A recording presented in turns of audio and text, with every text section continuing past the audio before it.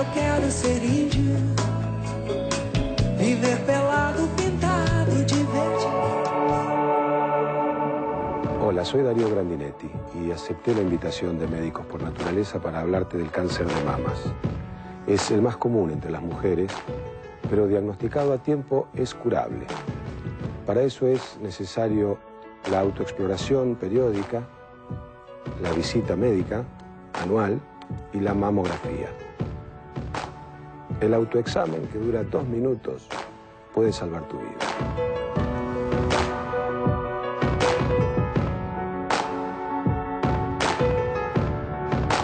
Y recuerden que es muy pero muy importante, especialmente en este mes de octubre, donde estamos todos trabajando para la concientización de todos los estudios que una mujer debe hacerse a partir de los 40 años.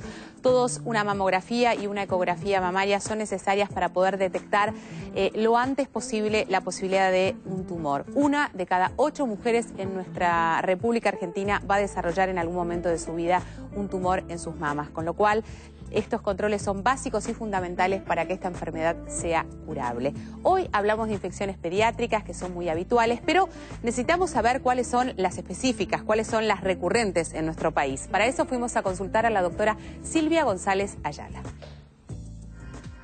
La infectología pediátrica es una especialidad nueva que en realidad tiene su aplicación sobre todo en establecimientos de salud con internación, porque en la práctica asistencial cotidiana el pediatra es un muy buen infectólogo, porque prácticamente el 60, el 70% de la consulta habitual en pediatría es de causa infecciosa, y damos como ejemplos las enfermedades respiratorias, sobre todo las enfermedades respiratorias superiores, ¿no es cierto?, y las diarreas. Las enfermedades infecciosas tienen predominio, o hay más en determinadas épocas del año, cuando vivimos en climas templados. Por eso esto es una realidad para la zona en que nosotros estamos. No lo es así en el norte argentino con el clima subtropical. En la primavera florecen también no solamente las plantas, sino las enfermedades infecciosas. Entonces, por ejemplo, comienza a haber mayor número de casos de algunas enfermedades exantemáticas clásicas, como es la escarlatina, la varicela. Estamos con una epidemia muy importante de varicela en curso, la infección por parvovirus humano B19, ya desde fines de septiembre, en que las temperaturas empiezan a aumentar, también estamos en una situación de vigilancia para la infección por virus del complejo dengue. La situación con respecto a dengue es muy crítica en los países limítrofes, particularmente en Brasil o Paraguay, que tienen epidemias en curso, y está la posibilidad de introducción a nuestro país. Mayor temperatura, mayor desarrollo de las poblaciones de mosquitos. No solamente es el aumento de la temperatura, sino que también tiene que ver con el régimen de lluvias. En general se necesitan temperaturas altas y también un régimen de lluvias importante que permita la multiplicación de las poblaciones. Y el otro aspecto son las diarreas. Las diarreas aumentan mucho la frecuencia en los meses de temperaturas más altas, las diarreas con sangre también en esta época, y las infecciones de piel. Las infecciones de piel comunes, que en general tienen su pico alrededor de febrero, primeros días de marzo. Esas clásicas lesiones que comienzan por unos granitos, como lo describe la mamá o el familiar que está al cuidado del niño. Ese niño se toca, se va inoculando, bueno, y podemos llegar a tener un problema mayor. Eso se soluciona también. Volvemos al aspecto social, a la educación, agua y jabón. Bueno, un aspecto que más allá de que ahora vamos a desarrollar con el doctor Díaz, que es muy interesante, especialmente en esta época del año, no nos sorprendamos con el dengue. Se está haciendo un trabajo de prevención pero muy grande en nuestro país, pero lo escuchábamos al propio ministro de Salud de la Nación hacer referencia sobre que la situación en los países limítrofes de la Argentina está muy complicada, con lo cual las provincias del norte, las provincias limítrofes con otros países, deben tener especial cuidado con este tema. Esta descacharrización que nosotros hablamos permanentemente sobre que cuando llueve hay que eliminar el agua de los recipientes que están afuera. Si no nos cuidamos nosotros, si no nos cuidamos en el ámbito propio de la comunidad, no nos puede cuidar nadie. Obviamente el mosquito no va a viajar 1.000.000 de kilómetros, pero sí va a viajar algunos metros y ese metro se va a trasladar a otro y así sucesivamente. No hace falta demasiada agua para que se críen, ¿no? Las larvas. Entonces es muy importante eso y tomar las medidas de precaución después contra los mosquitos para evitar las picaduras. Sí, cosas básicas como ponerse repelente todos los días, poner pastillas antes de acostarse, usar mosquiteros, porque hay mucha gente que inclusive nos está mirando y no tiene electricidad, lo está mirando de otro lado y por ahí no tienen la posibilidad de tener un enchufe en el cuarto en ese momento para poner la pastillita, pero tienen la posibilidad de poner un mosquitero y protegerse y usar ropa con mangas para no estar tan expuestos a los mosquitos. Bueno, cosas fundamentales y básicas que hay que tener en cuenta. Hablemos ahora, capítulo aparte del neumococo, porque es contradictorio. Decimos, todavía no está en el calendario oficial, lo estamos esperando y deseando que aparezca, pero exacto. No, por eso ya lo mencionaba el doctor López en la primera nota, ¿no? La importancia que tiene el neumococo en la práctica cotidiana. ¿Por qué? Porque es un germen que normalmente está viviendo en la garganta y se transmite muy fácilmente por pequeñas gotitas de saliva y puede dar desde infecciones muy simples, como puede ser una otitis, como puede ser ya avanzando una sinusitis, llegar a una neumonía, pero lo más grave que puede llegar a producir es una meningitis, ¿sí? Las meningitis pueden ser provocadas tanto por virus y por bacterias, pero la meningitis que provoca el neumococo es bastante agresiva. Entonces hay una vacuna, tenemos dos tipos de vacunas, una de 23 serotipos o tipos distintos de neumococo que se da en general en mayores de 2 años y no es obligatoria, pero ante determinados factores de riesgo, como puede ser una cardiopatía congénita, como puede ser una diabetes, como puede ser un tratamiento quimioterápico, una patología renal, una patología hepática, las personas que tuvieron algún traumatismo abdominal y le tuvieron que extraer el vaso porque tuvo una ruptura de vaso, también es muy importante indicar esta vacuna.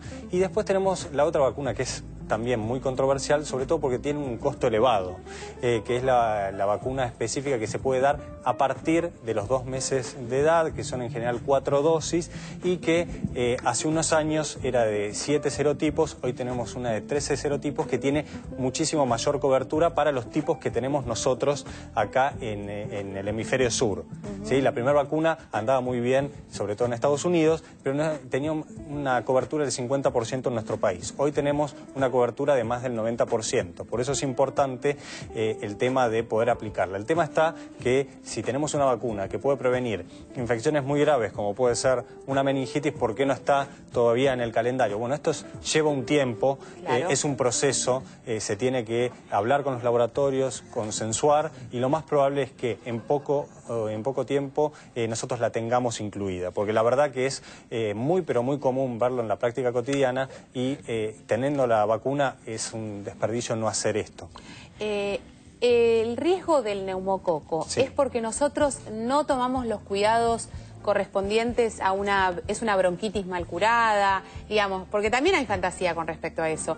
No cuidé lo suficiente a mi hijo y se transformó en una neumonía o el neumococo es una bacteria que se introduce en el organismo y que genera este tipo de enfermedad. Lo que es importante es ver cómo es el estado inmunológico del paciente. No es lo mismo un bebé de 4 meses que un chico de 8 años. ¿Sí? Entonces, el nivel de defensas es mucho menor y depende también de lo agresivo que sea este germen. Puede ingresar y provocar algo simple, algo banal, o puede ser muy agresivo y una cantidad muy importante, pasar a la sangre y dar los síntomas más graves. Así que no hay una forma de predecirlo. Depende de la persona. Exactamente, del estado. Claro, o sea... Por eso la vacuna, sobre todo la que se puede dar de 13 serotipos a partir de los 2 meses, está indicada en los prematuros. Prematuros extremos, prematuros de menos de 1.500 gramos al nacer, prematuros de menos de 32 semanas, pues son muchísimos más susceptibles, también por el tiempo de internación que han tenido, a tener algún tipo de complicación. Claro, menos defensas. Bueno, hablamos de infecciones cardíacas. Exactamente, y casualmente Ezequiel me daba pie para 2 o 3 cosas claves, ¿no? El tema de los prematuros, el tema de las internaciones prolongadas, el tema de chicos con cardiopatías congénitas. La realidad es que nosotros en el corazón tenemos una capa interna, una capa media y una capa externa. Es como si tuviéramos la pintura de adentro de nuestras casas con las puertas, los ladrillos y después la pintura de afuera. Es decir, el endocardio, el miocardio, que es el músculo, y el pericardio. Cualquiera de las 3 se pueden inflamar. Entonces, ¿qué ocurre? Una persona que nace con una válvula que está un poco fallada, porque tiene una válvula bicúspide, o porque tiene un prolapso de válvula mitral, porque tiene una tetralogía, una comunicación entre los ventrículos o entre las aurículas, cualquier tipo de esas comunicaciones o cardiopatías congénitas, puede generar que una bacteria, sobre todo una bacteria que esté dando vueltas por la sangre por alguna intervención, por estar internado mucho tiempo, por tener una vía, o por haber ido al dentista, hace que esa bacteria que circule se pueda anidar en la válvula y hacer una infección de la válvula. ¿Es una bacteria en particular o no? Sí. No. Bueno, hay más frecuente que puede ser cualquiera. Que tiene, digamos, busca alojarse en ese lugar y puede generar ese depende de dónde venga la bacteria, porque depende de dónde sea la intervención. Por ejemplo, las bacterias de la boca suelen ser estreptococos, ¿sí? Okay. Las bacterias del intestino suelen ser una bacteria que sea un gram negativo. Depende, por eso es importante la diferencia. Pero es muy importante porque se ve muy frecuentemente lo que se llama bacteriemia, que es cuando la bacteria pasa a la sangre, o viremia, cuando un virus pasa a la sangre, porque da una sintomatología muy particular. En general aparecen los labios bien azules, aparece la piel tipo marmolada, está con bastante fiebre, y con bastantes, bastantes como chuchos de frío, como temblores, y eso quiere decir, lo más probable es que un germen pasó a la sangre, y después cuando está en la sangre puede ir a cualquier parte del cuerpo, y si tenemos un terreno predisponente, como es alguna alteración en la estructura del corazón, se puede alojar ahí. Digo esto porque es importante, porque en realidad muchas veces tenemos bacteriemias o que dan gérmenes vueltas por la sangre, pero tampoco se producen estos síntomas. Por ejemplo, vamos al dentista, cualquiera de nosotros, vamos al dentista, nos hacen una intervención profunda en la boca, eso va a generar que circulen gérmenes, pero si yo tengo las válvulas normales no va a pasar nada. Claro. Ahora, si tengo una válvula afectada, puede llegar a tener una endocarditis, una infección que es una infección grave. Por lo tanto, siempre que una persona tenga una válvula afectada o que tenga una comunicación, eso es necesario hacer profilaxis antibiótica. ¿Qué significa? Tengo que saber qué problema tengo, porque antes de hacer la intervención tengo que tomar un antibiótico para prevenir que se anide el germen en la válvula, por ejemplo. Otra enfermedad que puede ocurrir... ¿Siempre es así para todos los siempre pacientes? Que tenga una enfermedad valvular que pueda ser factible endocarditis, tengo que hacer la profilaxis antibiótica antes con antibiótico específico para el lugar donde yo voy a hacer la intervención. Si es la boca, es la boca. Que el dentista, siempre el odontólogo debiera de preguntarnos a todos si efectivamente tenemos un problema valvular. Por ejemplo. Y hay una valvulopatía que es muy común y que a veces no se diagnostica de joven, que es la válvula bicúspide, que a veces diagnosticamos en los ancianos porque pasa desapercibido muchos años y que es factible hacer eso. En los chicos, ¿qué se ve? Comunicaciones entre los ventrículos, ¿qué se ve? Comunicaciones entre las aurículas, la comunicación entre la aorta y la arteria pulmonar, el ductus, o las cardiopatías congénitas más graves que todas pueden predisponer. Ahora, hay otra que es la miocarditis, se inflama el músculo. Eso es más común por virus. Después de una gripe, después de una gripe a los 15, 20 días, un mes, de repente aparecen problemas vinculados a retención de líquido, falta de aire, cansancio extremo. ¿Qué pasó? Bueno, puede ser que el virus ese haya inflamado el corazón empieza a funcionar un poco peor. Normalmente pueden desaparecer espontáneamente, a veces hemos diagnosticado chicos que quedan con el corazón ya dañado para siempre, y hay veces que se recuperan totalmente. Eso no se sabe bien por qué es, pero si lo logramos diagnosticar en el momento, se puede hacer un tratamiento específico y se puede evitar a través de un tratamiento especial para poder evitar complicaciones. Bueno, 2 cosas antes para no perder conceptos, porque me parece que se acaba de mencionar algo muy importante. Si no, todos entramos en pánico frente a una bacteria, una infección o un virus. Bueno, esto puede tener o traer consecuencias en nuestro organismo y en este caso en nuestro corazón. ¿Cuáles son estos síntomas para que los papás en casa sepan, bueno, efectivamente viene de un proceso virósico, viene de un proceso bacteriano? Entonces, frente a esto yo debo saber de que hay que consultar. En el caso de la endocarditis, si la persona tiene fiebre de larga duración, que no le encontramos bien el foco, si aparecen puntitos en la piel que se llaman petequias, sí, si aparecen algunas astillas en las uñas, si aparecen como unas manchitas redondeaditas en los dedos, por ejemplo, eso puede ser causa de una endocarditis, ¿sí? O además de por la fiebre, la confusión y la fiebre persistente. En el caso de una miocarditis puede pasar porque la persona tenga mal estado general, cansancio, retención de líquido, ¿sí? Eso puede estar cansado por un corazón que dejó de funcionar del todo bien a propósito de un virus que hace 15, 20 días o un mes haya aparecido en el cuerpo, que se curó, pero dejó esta secuela en el organismo. La prevención es palabra mayúscula hoy, sí, cuando hablamos de infecciones. Las vacunas es una pata fundamental de ello, así que vamos a desarrollar después de la pausa junto con el doctor Rubén Sosa, que es infectólogo, y nos va a contar por qué son tan importantes las vacunas, cuáles son estas fantasías que uno y estos fantasmas que tiene uno cuando va a vacunar a sus hijos. Estamos metiéndole virus vivos, estamos metiéndole virus muertos, por qué son efectivas, por qué no lo son, en fin, de eso vamos a estar hablando. Pero también estaremos hablando de cuáles son estas medidas básicas que uno debe tomar en casa, como por ejemplo lavarse las manos varias veces al día para evitar que estas infecciones se propaguen. Hacemos una pausa, ya estamos de vuelta. ¿Sabías que las vacunas, por lo general, son bastante seguras? La protección que proporcionan supera ampliamente el riesgo tan pequeño de que estas ocasionen problemas graves.